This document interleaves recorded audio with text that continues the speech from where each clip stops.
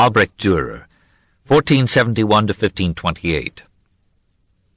No other nation has so unanimously chosen one of its sons as its representative in art as Germany. Protestant and Catholic, North and South, has chosen Dürer.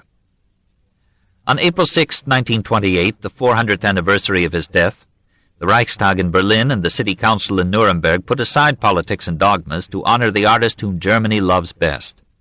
Meanwhile, connoisseurs vainly offered $1 million for a painting, The Feast of the Rows of Garlands, for which Dürer himself received 110 guilders, or about $2,750. His Hungarian father was a goldsmith settled in Nuremberg. Albrecht was the third of 18 children, most of whom died in infancy. In the parental studio, the boy learned to draw with pencil, charcoal, and pen, and to engrave with the burin.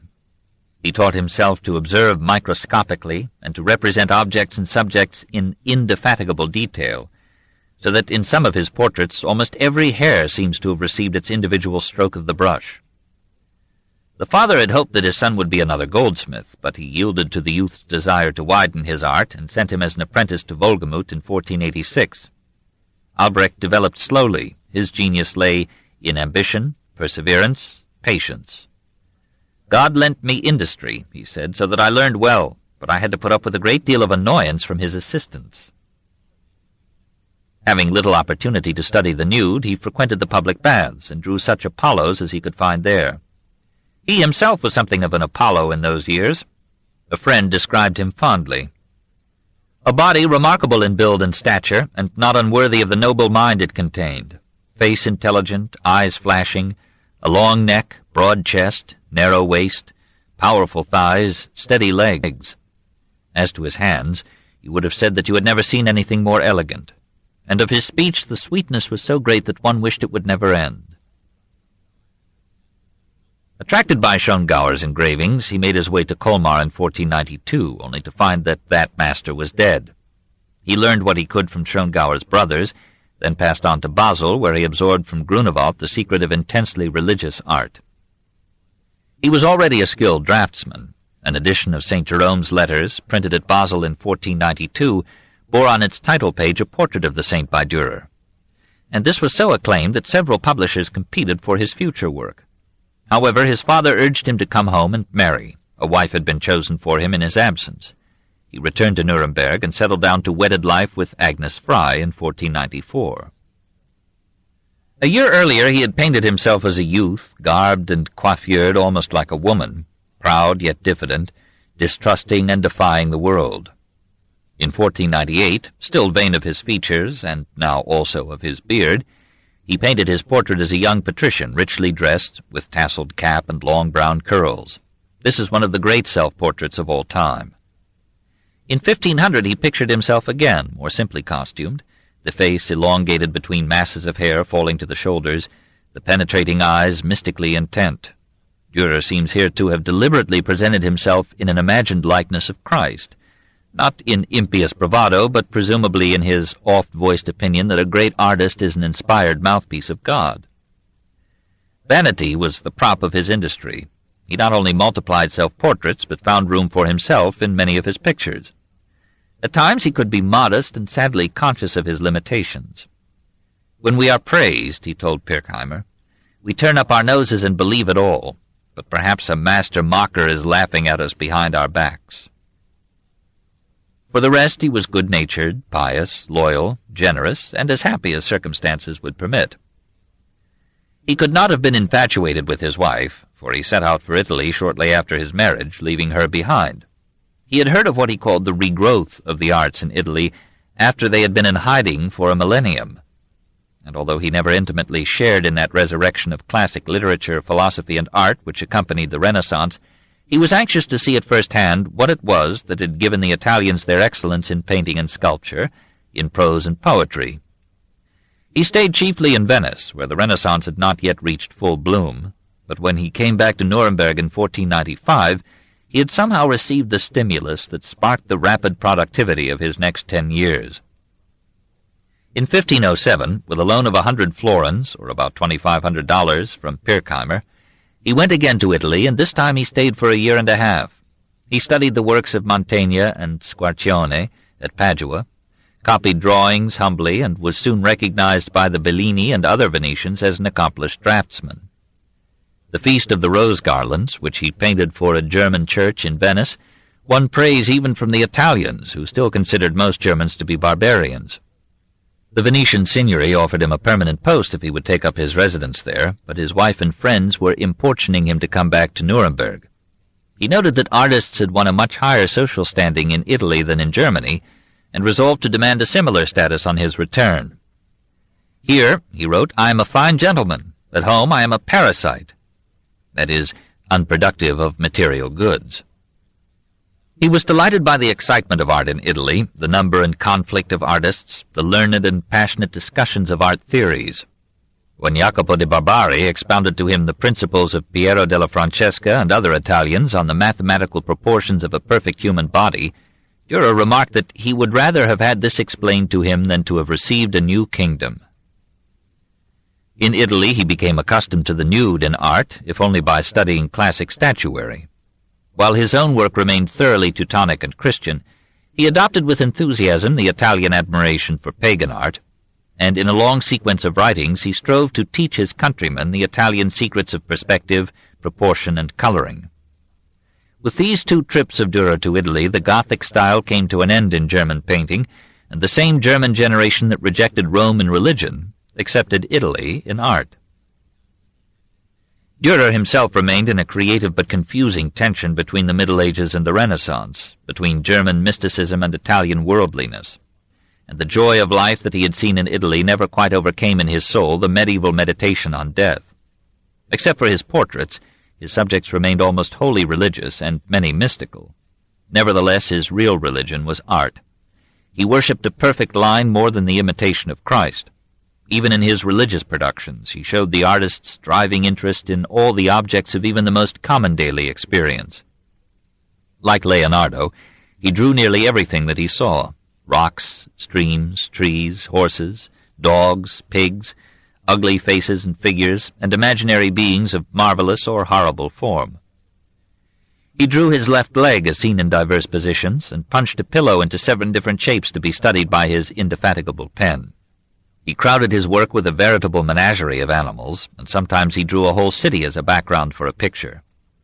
He illustrated with relish and humor the life and doings of country folk.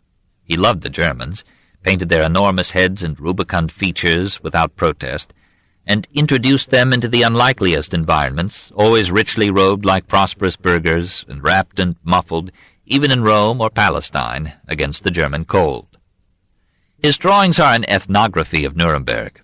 His chief patrons were its merchant princes, whom he rescued from death with his portraits, but he received commissions also from dukes and imperial electors, and at last from Maximilian himself. As Titian loved best to portray the nobility and royalty, Dürer was most at home in the middle class, and his woodcut of the emperor made him look like what Louis XII had called him, the burgomaster of Augsburg. Once only Dürer achieved nobility in a portrait, an imaginary rendering of Charlemagne.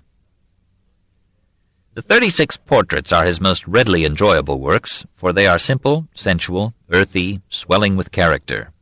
Behold Hieronymus Holzschuher, the Nuremberg senator, a powerful head, stern face, thinning hair on a massive forehead, a beard trimmed to immaculate symmetry, sharp eyes as if watching politicians, yet with the beginning of a twinkle in them.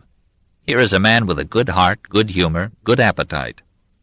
Or consider Dürer's dearest friend, Willibald Pirkheimer, the head of a bull concealing the soul of a scholar and suggesting the gastric needs of Gargantua.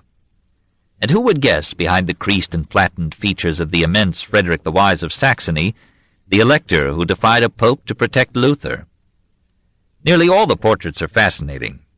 Oswald Krell, whose earnest concentration shows even in the veins of his hands, or Bernhard von Resten, with the delicate blue blouse, the majestic overspreading hat, the meditative eyes of an absorbed artist, or Jakob Muffel, burgomaster of Nuremberg, a brown study of earnest devotion, shedding some light on the greatness and prosperity of the city.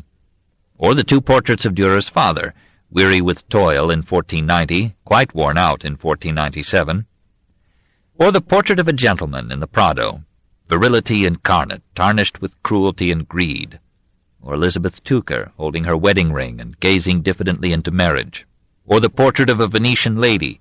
Dürer had to go to Italy to find beauty as well as strength. There is seldom refinement in his male portraits, no elegance, only force of character. What is not useful in a man, he said, is not beautiful.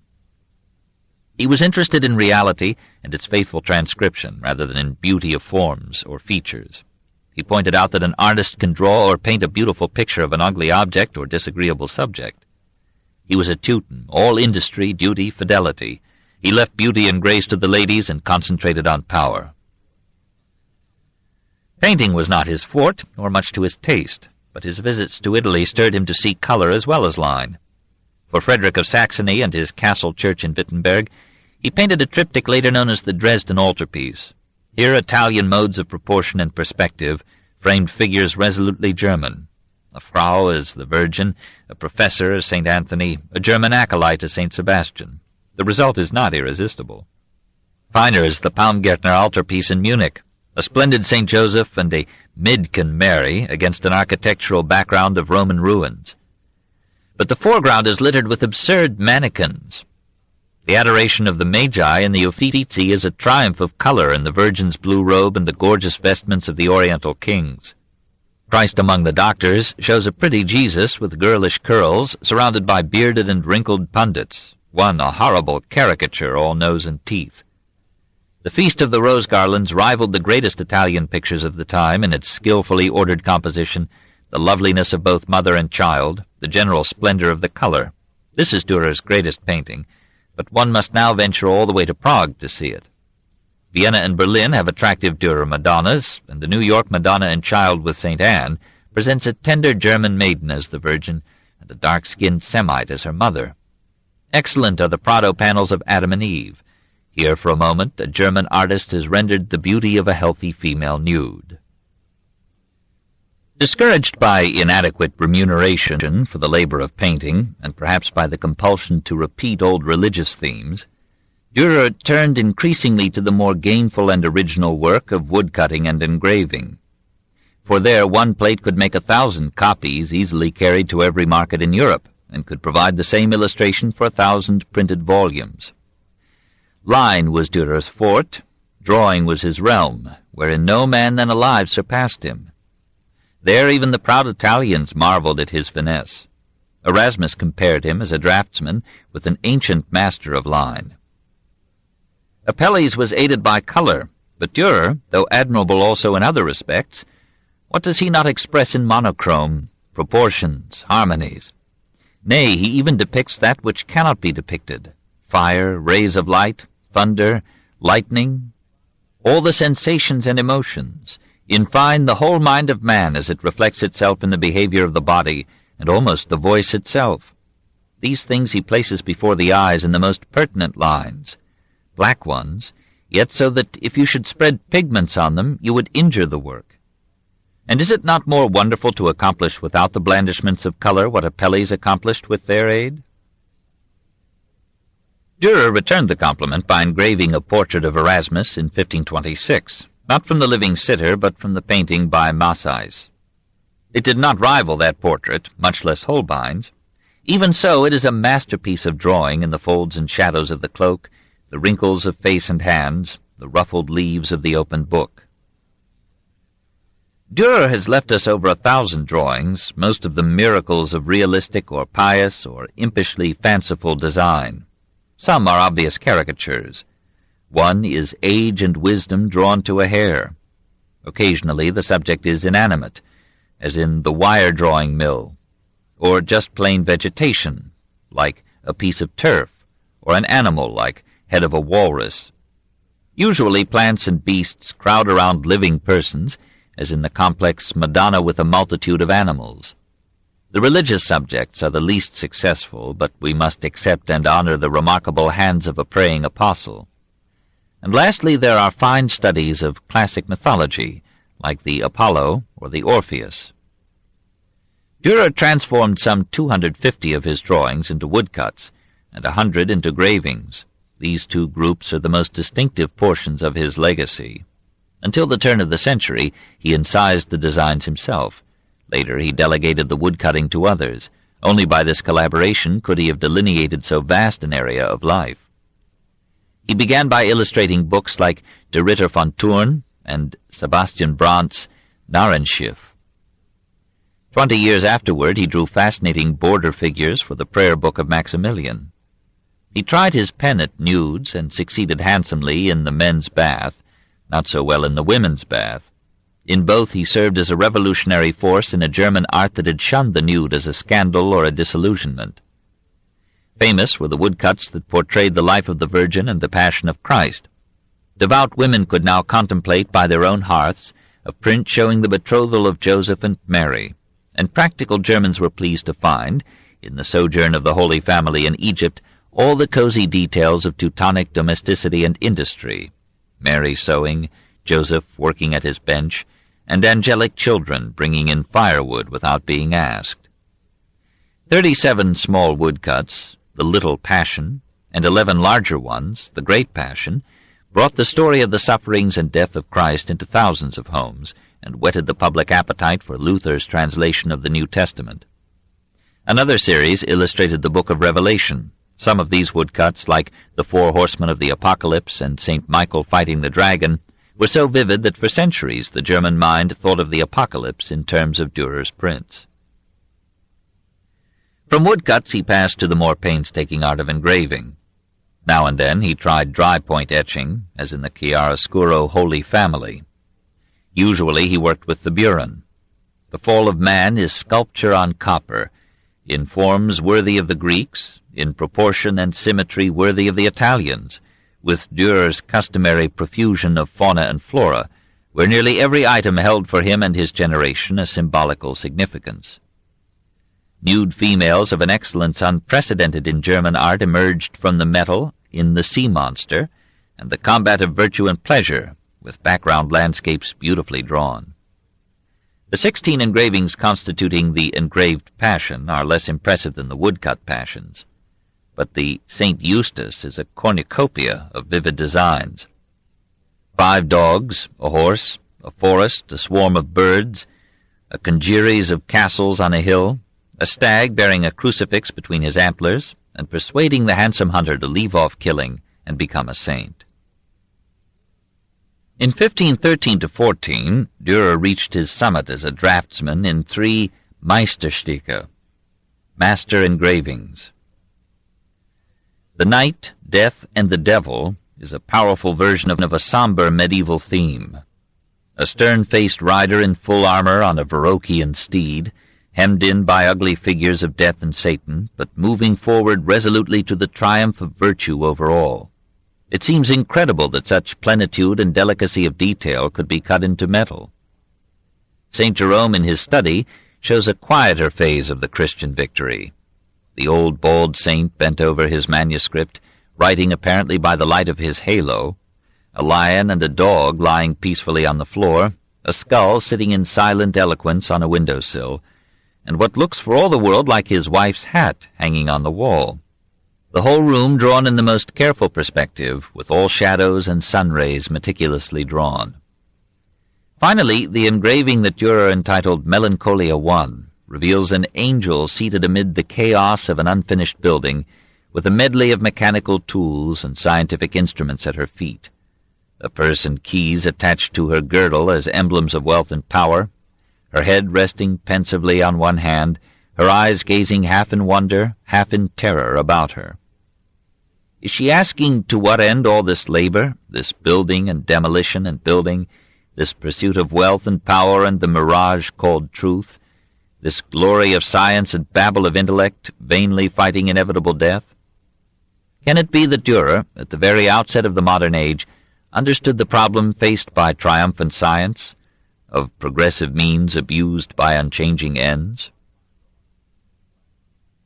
So, drawing by drawing, painting by painting, with an arduous industry and patience so different from Leonardo's procrastination and Raphael's ease, Dürer passed into the age of Luther.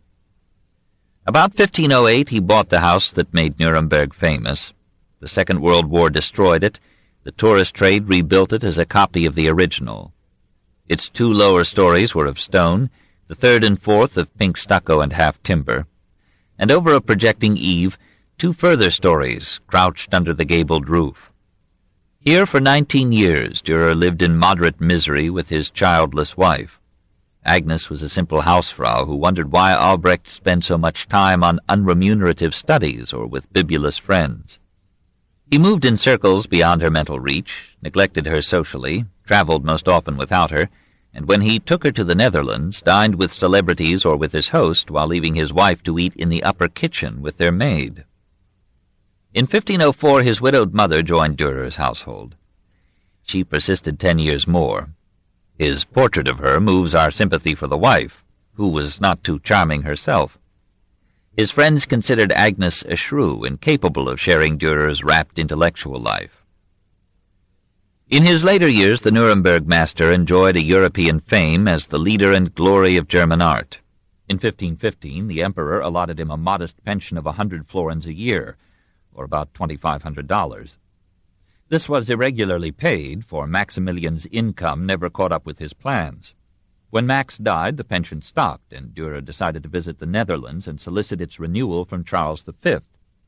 He took with him a large assortment of drawings and paintings to sell or exchange in Holland or Flanders, and managed thereby to pay nearly all the cost of the trip. The journal that he kept of his tour, from July 1520 to July 1521, is almost, not quite, as intimate as those that Boswell would write 2 centuries later. It records his expenses, sales, purchases, visits, and honors. It reveals the burgher's care with financial details, and the artist's forgivable delight in the recognition of his genius. After chasing Charles through a dozen cities, Dürer obtained the renewal of his pension, and could give the rest of his journey to viewing the sights and heroes of the lowlands. He was astonished by the wealth and beauty of Ghent, Brussels, and Bruges, by the great polyptych of the Van Eycks in Saint-Bavon's, and by the Antwerp Cathedral, the like of which I have never seen in German lands. He met Erasmus, Lucas van Leyden, Bernard van Orly, and other Netherlands worthies, and was feted in the cities by the artists' guilds. In the mosquito swamps of Zealand he contracted the malaria that ruined the health of his remaining years. One entry in his journal reads, "I have bought Luther's tract for 5 white pennies, and have given one for the condemnation of that mighty man." At Antwerp, in May 1521, a rumor reached him that Luther had been treacherously seized on leaving the Diet of Worms.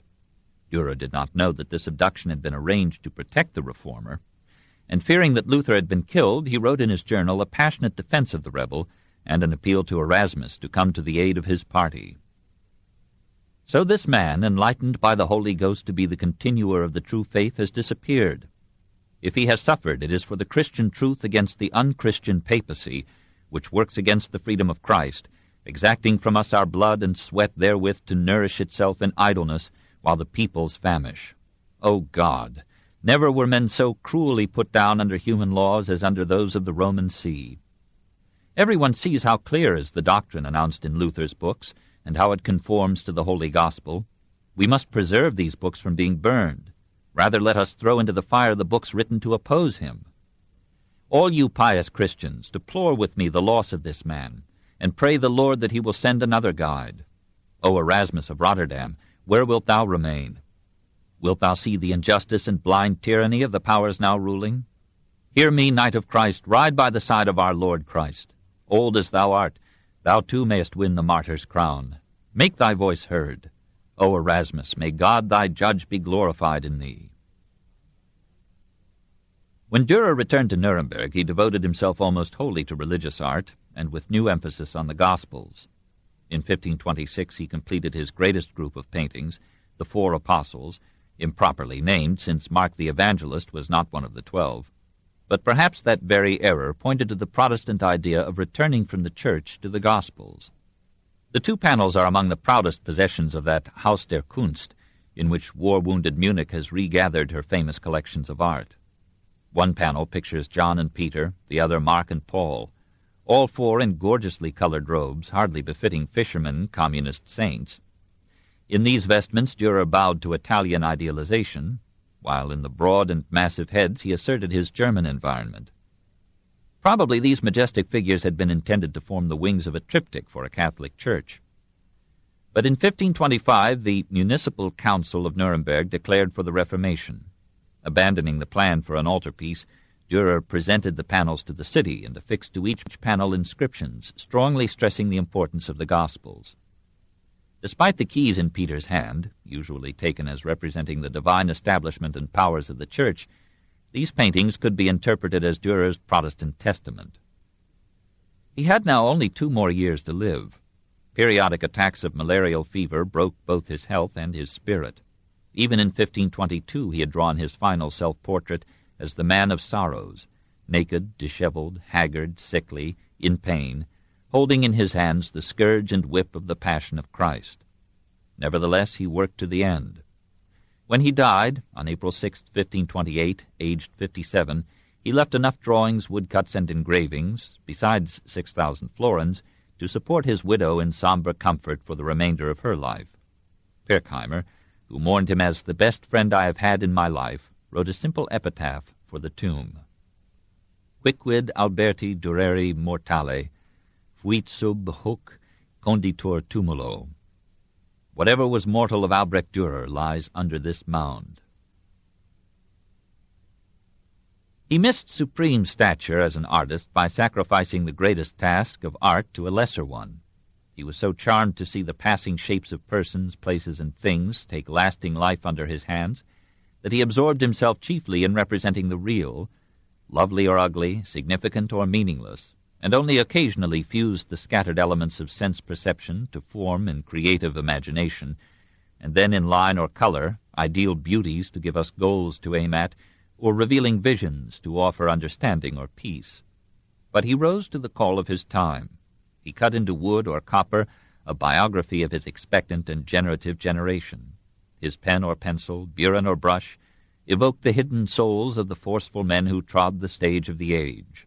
He made that epoch live for us, across 4 centuries, in all its enthusiasms, devotions, fears, superstitions, protests, dreams, and wonderment.